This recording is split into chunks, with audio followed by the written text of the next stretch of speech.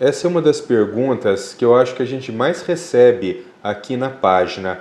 Eu tenho um texto que eu publiquei já há algum tempo atrás, falando especificamente sobre isso, né? Sobre sinais de prontidão para o desfraude. Quer dizer assim, quando que realmente você pode imaginar que uma criança está pronta ou parece que está pronta para o desfraude? Eu vou passar alguns aqui desses itens e discutir com vocês muito rapidamente. Então, o primeiro item é assim: a criança mostra interesse por utilizar o vaso sanitário. Eu não gosto de usar o pinico, viu? Porque eu tenho uma experiência muito ruim com isso. Quer dizer, muitas vezes você desfralda a criança no pinico e depois você tem um trabalho enorme para transferir ela para o vaso. Então eu não gosto. Eu gosto sempre de orientar que se compre o redutor do vaso sanitário e utilize direto no vaso sanitário, com apoio de pé, coisa e tal. Mas eu acho que colocar o pinico na jogada, você acaba tendo duas dificuldades: o pinico e depois o vaso.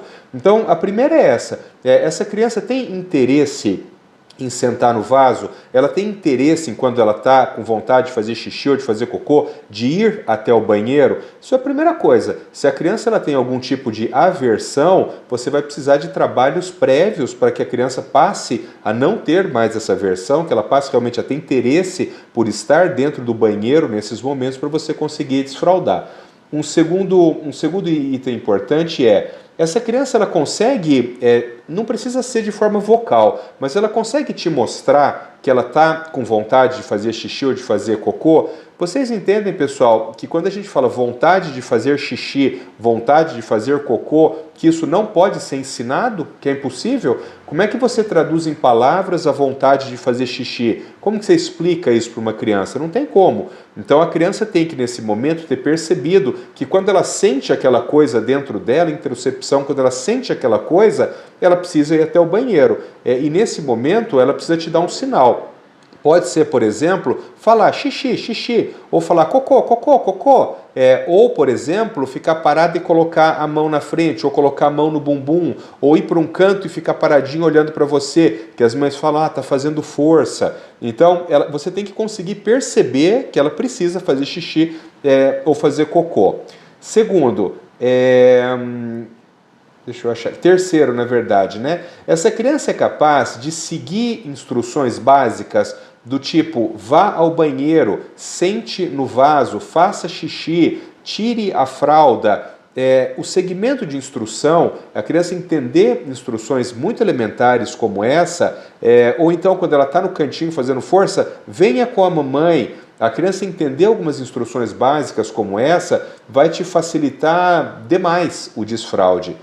Um quarto item, né? Esse neném é capaz de ele ficar um tempo com a fralda seca, com a fralda limpa? Quanto tempo? Pelo menos aí 1h30, 2 horas e meia. Então ele consegue ficar entre 1h30 e 2 horas e meia com a fralda seca? Porque se ele não consegue, ele fica tendo escape de xixi ou escape de cocô a todo momento, você não vai conseguir fazer esse desfraude. Então, pelo menos de 1h30, 2 horas e meia de fralda limpa e fralda seca.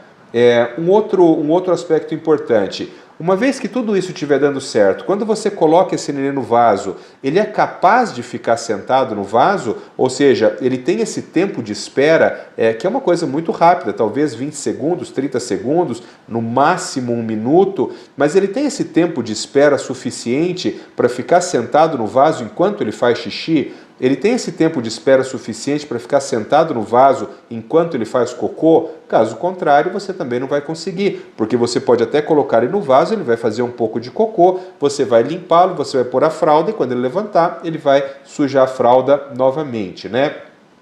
Uma outra coisa importante esse nenê tem uma habilidade motora suficiente para pelo menos tirar a fralda, porque para você evoluir para um desfraude espontâneo, ou seja, para que você não tenha que levá-lo até o banheiro, tirar a fralda, colocar ele ali em cima, para que o processo seja completo, a criança tem que pelo menos conseguir arrancar a fralda. Não precisa nem ser com jeito, pode ser de qualquer jeito, mas ela precisa conseguir arrancar a fralda. Eu diria, pessoal, que esses são alguns sinais que, quando eles estão presentes, a sua vida no momento do desfraude vai ser muito tranquila. Não significa que, se um nenê não tiver essas habilidades, que você não vai conseguir desfraudar. Vou dar uma última dica: não torturem as crianças para desfraudar, ou seja, Você começou o desfraude, fez ali durante 1, 2, 3 semanas o treino, não funcionou, para e volta dali a 2, 3 meses de novo. Por quê? Porque não é sangria desatada. Nós não precisamos desfraudar a criança a todo custo. Quando você percebe que isso está virando uma coisa aversiva para a criança, você já passou muito do momento de parar.